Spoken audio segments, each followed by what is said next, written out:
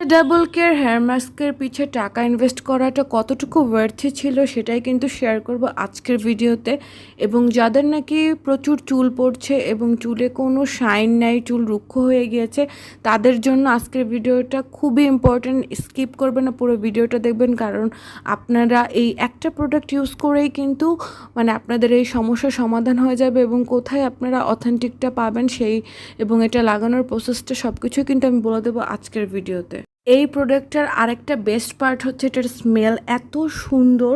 আর আমি কিন্তু ফার্স্ট ইউজে এটার ফ্যান হয়ে গিয়েছি। সো অনেকে এটা ভিজা চুলে ইউজ করে, বাট আমি জাস্ট ড্রাই চুলে ইউজ করছিলাম আর আগের দিন শ্যাম্পু করা ছিল।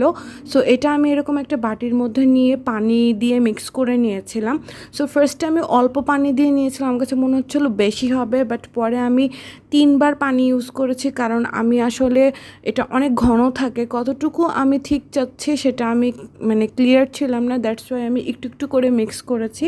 সো যখন আমার কাছে ঘনত্বটা একদম পারফেক্ট মনে হয়েছে, তখন আমি সুন্দর করে এটা আমার পুরো চুলে আগা থেকে গোড়া পর্যন্ত অ্যাপ্লাই করে নিয়েছি। এবং এটা কিন্তু আপনারা চুলের উপরেও দিতে পারেন। নর্মালি কিন্তু হেয়ার মাস্ক আমরা উপরে দেই না, নিচের জাস্ট কন্ডিশনারের মতন দিই, বাট এটা আপনারা চুলের একদম গোড়া থেকে ইউজ করতে পারবেন। যদিও আমি স্কাল্পে ইউজ করিনি, স্কাল্পে আই থিঙ্ক কেমিক্যাল ইউজ না করাটাই বেটার। সো পুরো চুলে সুন্দর মতো করে অ্যাপ্লাই করে এটা আমি জাস্ট চুলটা সুন্দর করে বেঁধে নিলাম।